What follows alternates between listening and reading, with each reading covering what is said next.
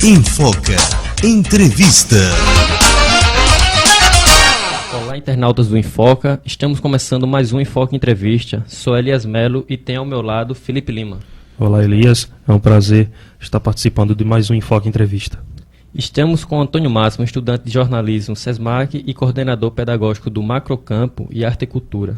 E Educomunicação do programa Mais Educação de Campo Alegre. Seja bem-vindo, Antônio Máximo. Obrigado, Elias. É um prazer estar aqui com vocês. Porque a violência, a falta de respeito do profissional da educação está aumentando. Elias, essa questão da violência em si, ela é uma questão que está fora da escola, é uma questão nacional, de políticas públicas nacionais, na verdade. E isso reflete dentro da escola o que acontece na rua. Nós aqui em Maceió somos a capital mais violenta do país e a quinta mais violenta do mundo.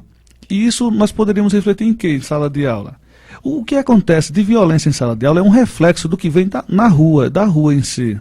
Então, essa questão da violência, com o aumento da violência com os profissionais de educação, é porque o aluno encontra, às vezes, no professor, um adversário. Ele já vem da rua, muitas das vezes magoado ou querendo brigar mesmo, e quando chega na escola, quando o professor quer colocar rédeas nele para fazer com que ele possa ter uma educação melhor, ele quer se vingar do professor.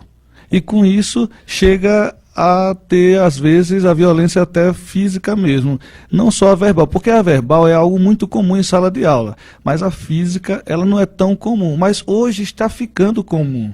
Então veja só, Antônio, você falou da rédea aí. Então está faltando a rédea da família? Na verdade, a gente gosta de culpar muito a família.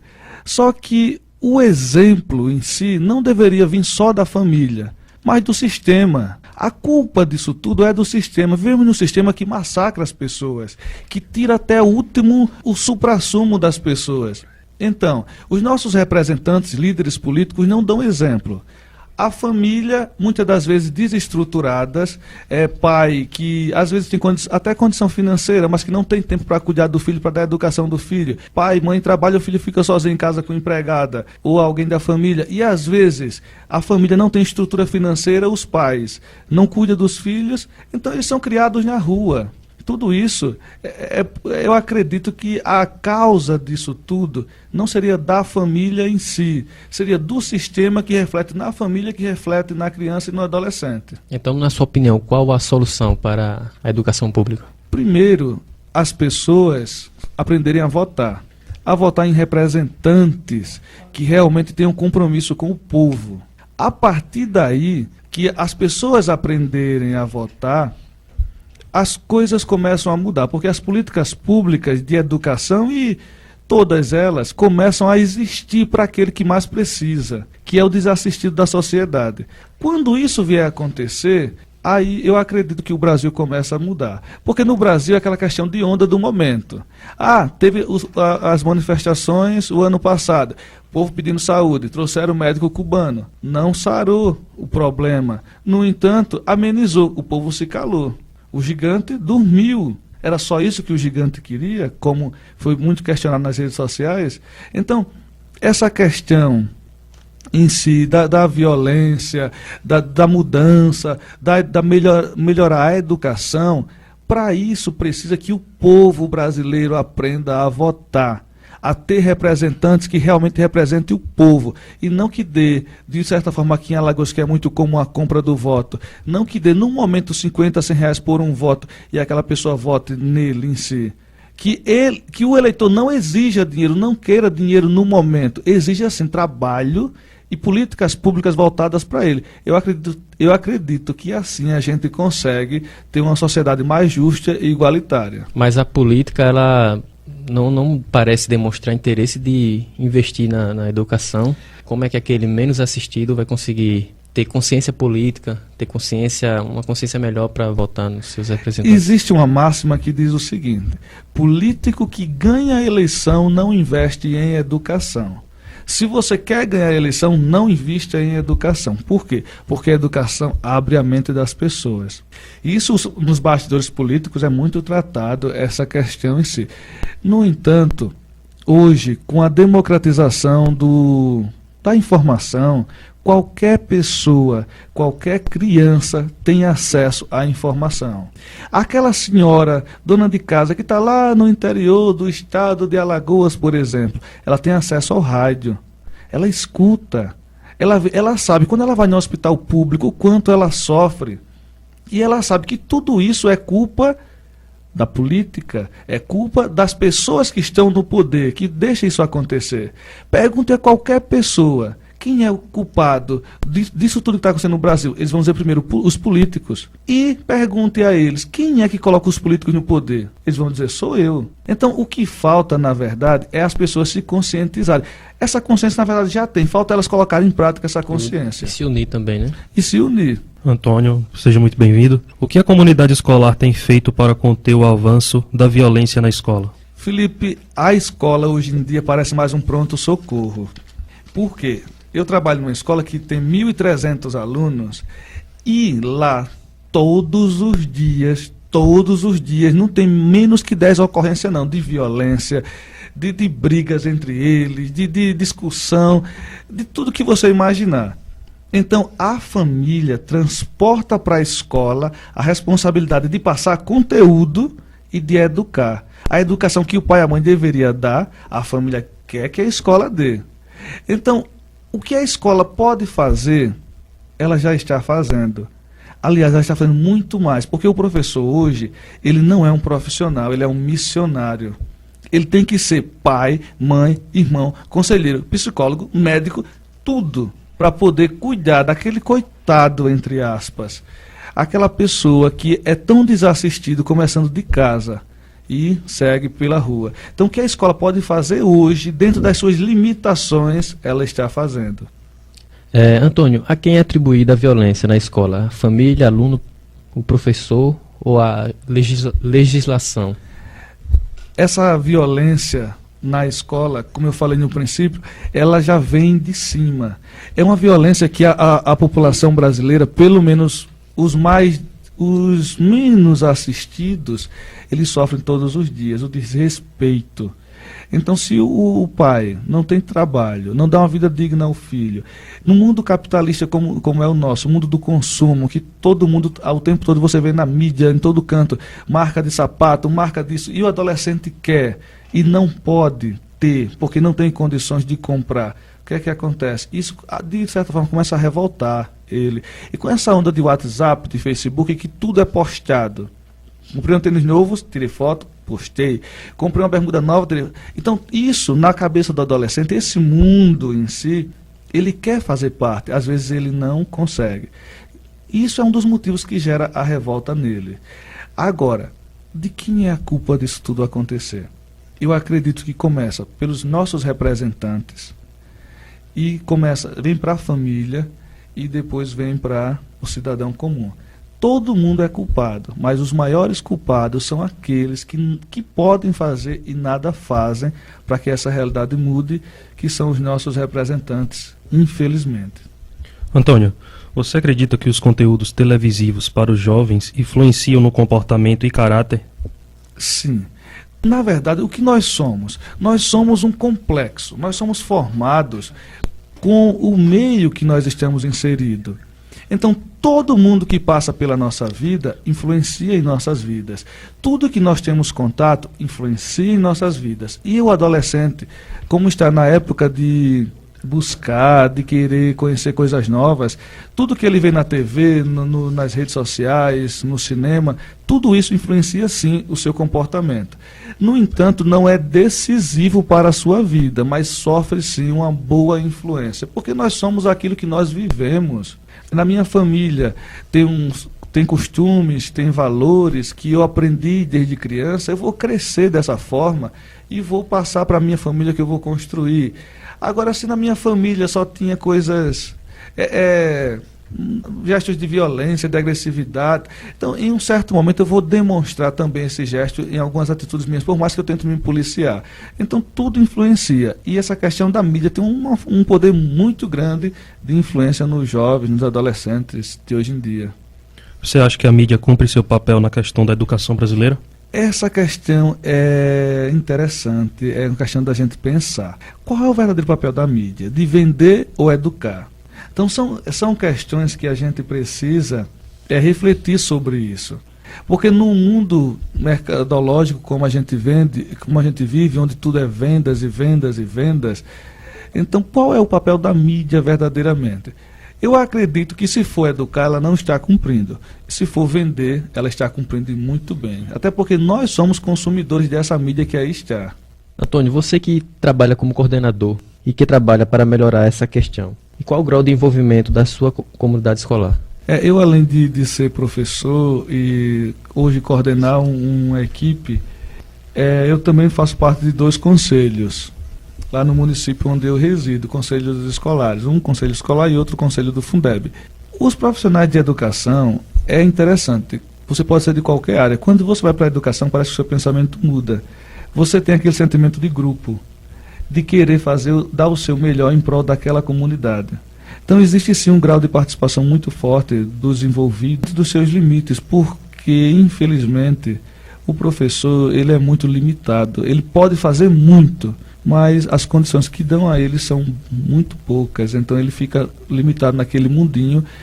E eu sinto um apoio muito forte hoje lá nas cidades. Na minha cidade sempre teve esse apoio na educação. A educação na minha cidade sempre foi prioridade pelas gestões anteriores, e nessa gestão atual também está sendo uma das prioridades. Então a gente sempre tem aquele apoio, só que não é o suficiente para a gente poder fazer mais, mas a gente faz dentro do possível, a gente faz o possível. Aí essa questão que você falou sobre o professor ser limitado, ele por parte de quem? A limitação começa com a valorização do professor. É um dos profissionais mais importantes que existe no mundo, desde o princípio do mundo, porque ele forma todos os outros profissionais. No entanto, é um dos mais desvalorizados. Começa pelo reconhecimento do próprio aluno até o pagamento do salário. Porque o salário do Brasil para o professor, e para a importância que tem, é muito baixo. É um salário que mal dá para sobreviver. Então, a limitação começa aí, na valorização, no salário e nas condições de trabalho que não é ofertado. Tem professor que precisa trabalhar em 3 escolas, 4 escolas para poder sobreviver. Aí as condições que dão a ele é apenas, hoje na minha cidade é com lousa digital, aí dão um piloto e um apagador. E ele pega o pendrive dele e faz a aula dele, de forma virtual, de forma bem interessante. Só que tudo isso, mesmo tendo esses recursos hoje, ainda assim é limitado por questão de tempo, por questão de material didático, por questão de não poder, por exemplo, levar um aluno para vivenciar na prática, por não poder levar um aluno para vivenciar na prática aquilo que é dado em teoria em sala de aula. Porque muita gente tem na cabeça o seguinte: o aluno só aprende com giz e apagador, com livro, com sala de aula. Não, o aluno aprende indo assistir uma peça de teatro, o aluno aprende indo visitar uma mata, uma floresta, o aluno aprende de todas as formas. Então tudo isso para ele é aprendizado. Quanto mais vivência o aluno tem, melhor, mais fica gravado. Só que essas condições não é dada. Esse tipo de condição não é dada. Começa da valorização, que é a profissão menos valorizada. E a questão salário também. E essas condições de trabalho que também não é dada. O professor tem que improvisar. Antônio, que tipo de políticas públicas seriam necessárias para que tenhamos gerações mais bem formadas? Primeiro, vamos começar pela valorização dos profissionais que vão formar essa geração. Começando por aí, dando salários dignos que eu digo é para que ele possa sobreviver trabalhando no máximo 40 horas semanais, e isso umas 30 horas em sala de aula e 10 horas em planejamento, formação do profissional, estrutura do setor de trabalho, estrutura física mesmo e de material, e também um maior investimento no geral na educação. Esse investimento com o Plano Nacional de Educação, que está sendo votado hoje no Congresso, está previsto. E se o plano realmente conseguir atingir as metas dele, que ele quer, com certeza a educação do Brasil vai mudar. Um dos pontos que o plano visa é um aumento de 10% do PIB brasileiro ser investido em educação.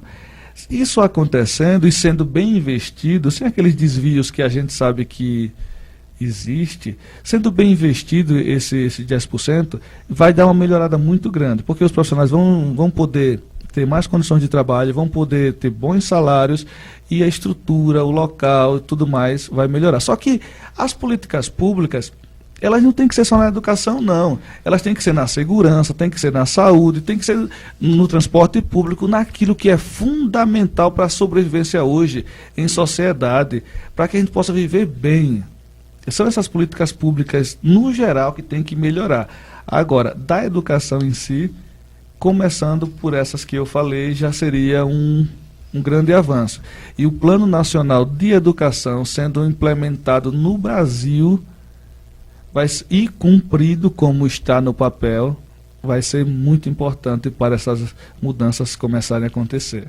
Antônio, por parte da Rede Globo, por que você acha que ela não investe em programas tipo telecurso e até em colocar em horário mais flexíveis para que a massa consumisse um programa de tão bom conteúdo? A Rede Globo de televisão é uma empresa comercial e depende de vendas, como toda e qualquer outra empresa, depende de vendas. E para ela vender, ela tem que ter audiência. Para ter audiência, ela tem que ter produtos que atraiam a população brasileira.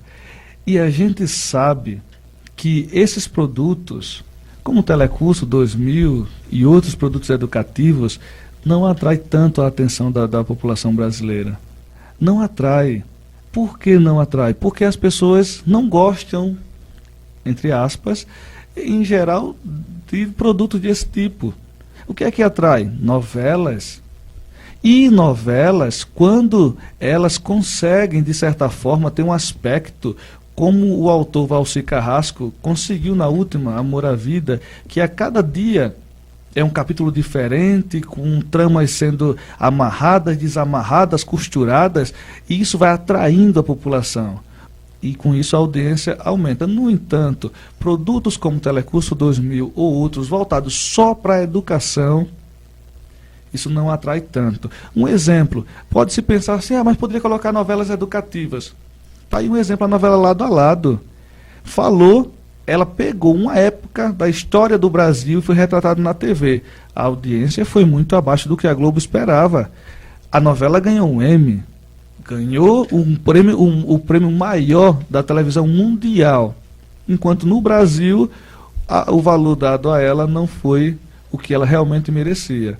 Então a população brasileira em si, ela não gosta desse tipo de programas educativos.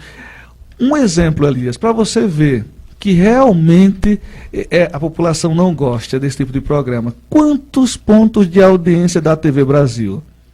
Da TV Cultura? Eu acompanho sempre o Ibope, geralmente dá traços de audiência. Traços significa que menos de 65 mil pessoas em São Paulo estão assistindo o programa. Então, programas culturais, programas educativos. A população brasileira, infelizmente, não está acostumada com isso. Então, a Globo, como uma empresa privada, comercial, precisa vender. Ela tem que colocar produtos que o povo queira consumir, como as novelas, os telejornais, os programas de auditório, e assim segue. Mas assim, com relação a isso que o povo hoje consome, você acha que não foi a própria mídia que plantou isso dentro do telespectador? Pronto, a história da comunicação mostra isso para a gente, né? Que aqui na América Latina, o que vendeu muito foram as novelas. Lá nos Estados Unidos foram as séries, e na Europa foram as séries, e os telejornais, tanto lá quanto aqui.